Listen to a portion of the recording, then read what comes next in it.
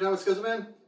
Why not? So the story I'm going to tell you today is about my buddy Paul, one of the smartest, funniest guys I know. You guys think I'm funny? Super duper flattering. You haven't met Paul. Paul is one of those dudes where it's super difficult to get the best of him, if you will. And this was a day I almost broke him by scaring him to a level that I'm not even going to joke with you.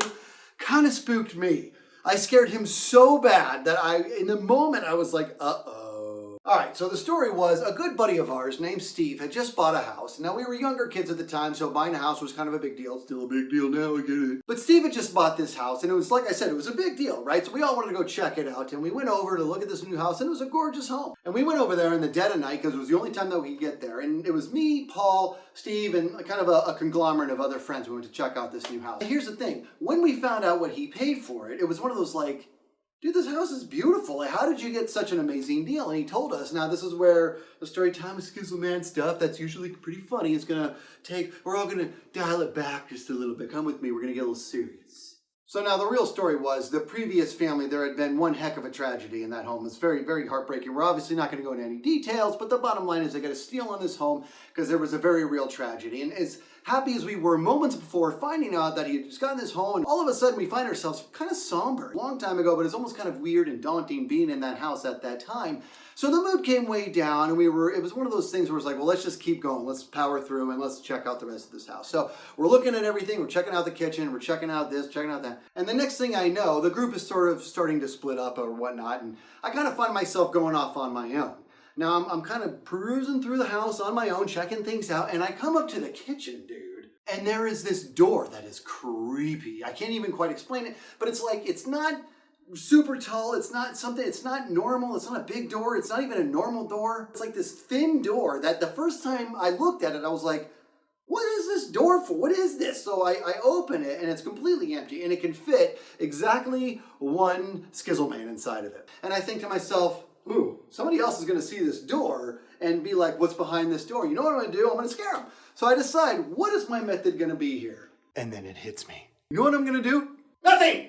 Now, the reason nothing is going to be more impactful is because I just know for a fact that a big boo is going to be scary or whatever, and that'll make you jump. But the idea of doing nothing once the door's open, it just appealed to me. I was like, this is going to be good.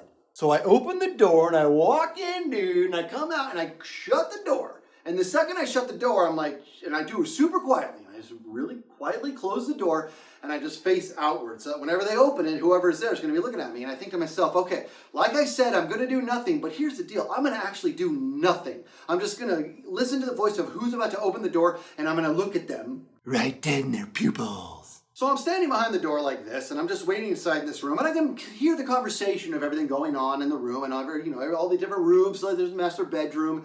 Here's a bathroom and all that jazz. And I'm standing there like this and I'm like, oh, this is going to be good. I can't wait. Let's do this. Any day now. Let's go. Come on. What is going on? And after what feels like about 15 minutes, I realize, I don't think I'm very important to this group. Nobody knows I'm gone. But patience is a virtue. So I figured, all right, I'm just going to sit here. I'm going to sit here like this and I'm just going to wait. Oh, getting bored. Oh, I hope I don't have to pee. And then it happens. I hear Paul approach and I realize, oh, it's go time. Now I'm a tall dude and Paul's actually about an inch or two taller than me. So I realize, okay, all right, he's a little taller and that's definitely Paul. And what I hear Paul say, what is this door here? I'm like, oh yes. So he's here, he's not gonna be dead, just a little bit higher. His eyes are gonna be about an inch higher than mine. Okay, there it is. So as soon as he opens the door, I'm not gonna say anything. I'm just gonna stare at him. I'm just gonna stare, just no movement, just straight up. So I'm totally committed to this. Now, I hear his hand touch the handle and I'm like, it is show time. He opens the door and I don't move. I just stare at him. Like I said, I just stare at him. Now, if we go, I'll just take a step back for a second. Skizzleman's going to disclose something.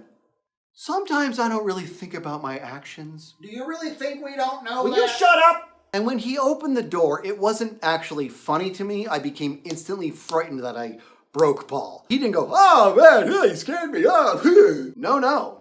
He opened the door, and when he saw me, this is exactly what he did. I almost wish he was here right now because he could validate this. He opened the door, and this is exactly what he did. What is this door? What is this kind of a weird? Ah!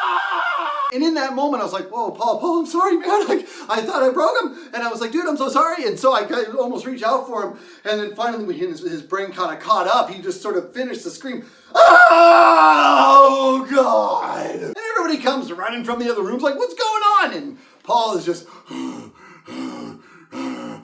And then instantly I realized, all right, well, he's alive, so it's a good time to laugh. So I just absolutely lost it. I find out later that when he opened the door and he saw me, he was so petrified, he felt like he was frozen. He actually felt like the door was the only thing holding him up. I felt a little bad, but instantly I saw he was fine, he was going to be fine. I feel good, and it was another great day of Skizzleman overcoming somebody. That's another story time with Skizzleman. Thanks for sticking around. Huh? Oh, a moral. Okay. Oh, there's a moral. People, when you're going to scare somebody and there is a chance legitimately of giving them a heart attack, don't hold back. Chances are it's going to be fine. It's going to be glorious. And you're never going to stop laughing. That was years ago. I'm still laughing. Okay, thanks for watching. Hi, how you doing? Did you like the show? That's great. Did you sub? Even better. Did you tell your friends? No? Why not? It made you smile, right? Did it make you laugh? You can make your friends laugh too. Tell them about your buddy Skiz. Thanks for watching.